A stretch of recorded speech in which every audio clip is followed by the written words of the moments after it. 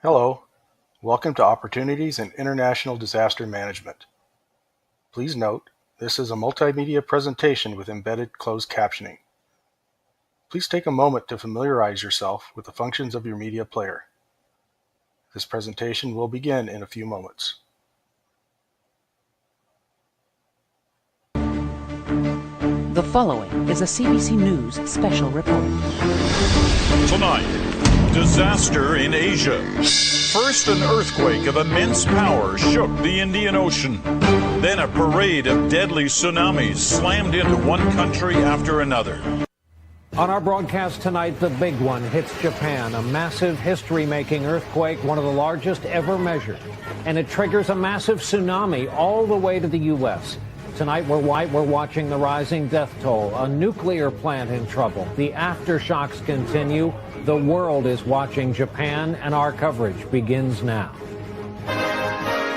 The life or death struggle in Mexico City this morning. We're 5 days after that massive earthquake. Rescue crews are desperately digging through the rubble right now. And we do have some breaking news right now. We are learning of a magnitude 6.2 quake in the southern state of Oaxaca. That is several hundred miles south of Mexico City.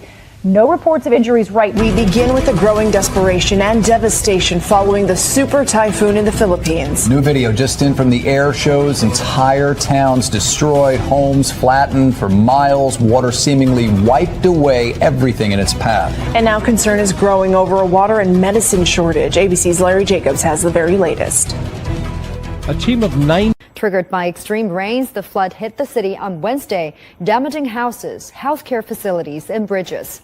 The National Disaster Mitigation Agency says more than 100,000 people were forced to evacuate their homes. We have an update tonight on the crisis in Syria. Good evening. More than 11,000 people are now thought to have been killed in southern Asia. Hurricanes, earthquakes, floods, famine, war. Hello again. My name is Ken Kempter. I am a student at American Public University studying emergency and disaster management. I have been a career federal employee for the last 32 years, specializing in emergency management and response. Since I am a firefighter and in a firefighter retirement position, I have a mandatory retirement age of 57, and it's quickly approaching. In an effort to continue my career in public service, I am looking at post-retirement employment opportunities in international disaster management. I am currently serving as a Deputy Incident Commander on a federal interagency incident management team, and I'm qualified as a Type 2 Incident Commander and a trainee Type 1 Incident Commander. As a federal employee involved in emergency management, I've had the opportunity to travel extensively. Some of the places that I have visited are Democratic Republic of the Congo, the Federated States of Micronesia, Australia, Germany, the Czech Republic, the Netherlands, and Great Britain. In this presentation, I will discuss the following: disaster statistics and what types of disasters are most likely to happen.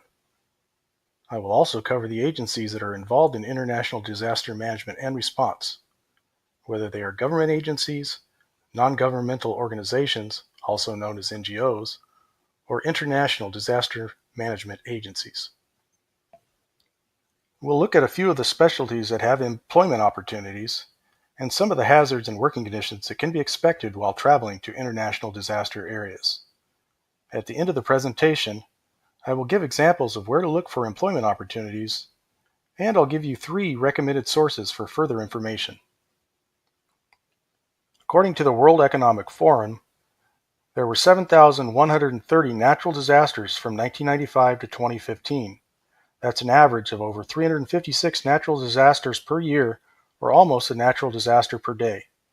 In the chart before you, you'll see the most common natural disasters are flooding and storms, with the least common being wildfires and volcanic eruptions.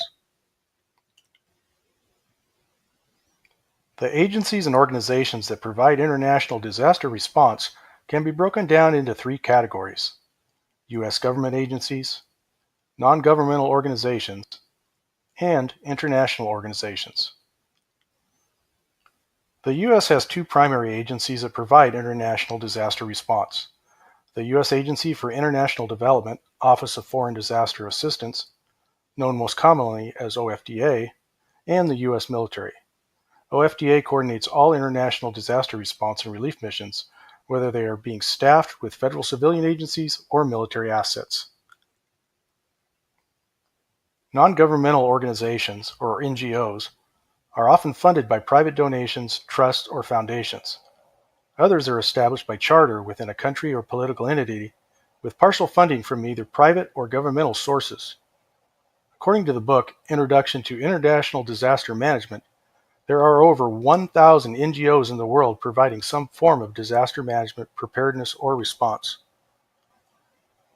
Some examples of NGOs are the International Red Cross, Doctors Without Borders, AmeriCares, Habitat for Humanity, and Relief International. International organizations, such as those administered by the United Nations or the European Union, also have disaster response and preparedness organizations. Within the United Nations, the agency primarily responsible for disaster management and response is the Office for Disaster Risk Reduction. Besides these two entities, most countries in the developed world also maintain some sort of civilian disaster response capability or through their military forces. There are several different specialties in emergency response, too many to fully capture here, so I am just going to mention the 4 that interest me the most. Incident Command, a position that I'm very familiar with, has the responsibility for commanding the operation and managing all the assigned resources. Logistics provides everything from toilet paper to heavy equipment and everything in between to support the operations. Logistics provides supplies for not only the responders, but also supplies needed to support the population in the disaster area. Planning takes a look at the big picture, making short-term and long-term tactical and strategic plans to complete the deployment mission. Training is probably my favorite activity, though. It provides the opportunity to be involved in all phases of disaster management, from preparedness to response to recovery and back to preparedness again. Training is one of the opportunities that you really get a chance to connect with and enjoy the culture that you are supporting. Working conditions and living conditions can be marginal at best. Let's start with the food. You won't be eating like a king on your deployment. Actually, if you're like me, you'd lose about 10 pounds during the 30-day deployment. If you get deployed to Africa, a typical breakfast may consist of taro, pineapple, fried plantains, ground nuts, which are similar to peanuts, and some sort of fried cassava ball. For dinner, not much changes here. A gooey ball of pounded cassava root called fufu, 2 slices of tomato, fried plantain, manioc leaves, and 2 chunks of goat meat. It should be noted that the goat is only served once every 2 weeks. My best guess is I was getting around 1,500 calories a day, and I was getting paid to diet. Besides the food, the accommodations may also be primitive. Be prepared to live in the same conditions as the locals, or in a tent, because rarely is the Marriott available in times of disaster. There are also a few other things you might need to adjust to. That's right. In most disaster areas, there's no internet, no cell phones, no landlines, no power, and no running water. This is common in disaster areas. If you're lucky, you'll hopefully be able to have clean drinking water. Disease is often rampant in post-disaster conditions. Diseases such as malaria, hepatitis A, B, and C, cholera, yellow fever, and typhoid fever can become endemic. If there are mosquitoes around, there is disease around. Poor sanitation and lack of clean water leads to increases in both disease spread and foodborne illnesses. Vaccinations are not voluntary. If you are against vaccinations, you will not be able to work in international disaster management. Here's an example of an excellent resource for your personal use. It is a phone app that is available on both iOS devices and Android. The International SOS app has everything that you may want to know about a country: health and crime stats, notification of disease outbreaks, political unrest, or violence nearby. All information in the app is from the U.S. Department of State. There is an emergency button in the app which gets you in touch with people abroad so that you can receive help if needed, or God forbid, you need rescuing. There are lots of places that you can find information about job vacancies in international disaster management. The 3 that I discovered in my research are this one, the USAID website, Work with USAID, the United Nations Careers website,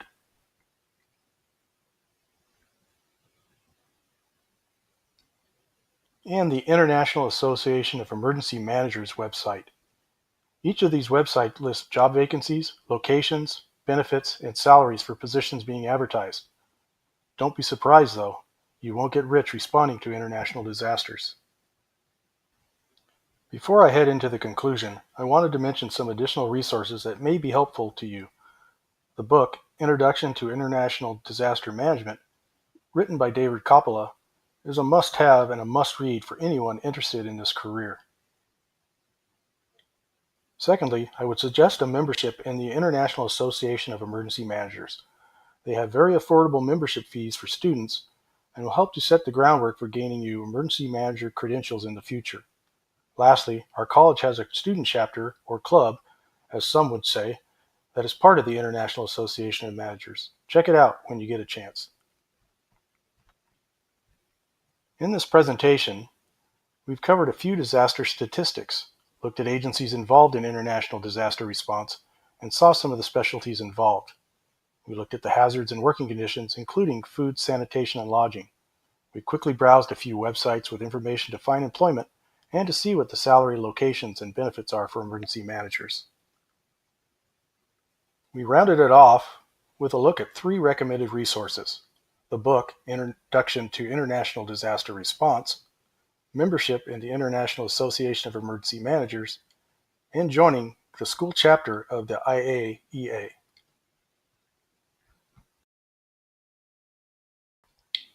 Before I leave you, I wanted to share this last photo. It is truly worth 1,000 words. This is the reason that I do emergency response and will hopefully continue to do so after I retire from my job in the federal government.